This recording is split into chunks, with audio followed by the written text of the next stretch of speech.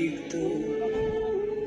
কত প্রদীপ শিখা জ্বালালেই জীবন আলোয় উদ্দীপ্ত, কত ব্যথা বুকে চাপালে তাকে বলি আমি ধৈর্য। নির্মমতা কত দূর হলে জাতি হবে নির্লজ্জ। আমি চিৎকার করে কাঁদিতে চাইয়া করিতে পারিনি চিৎকার। আমি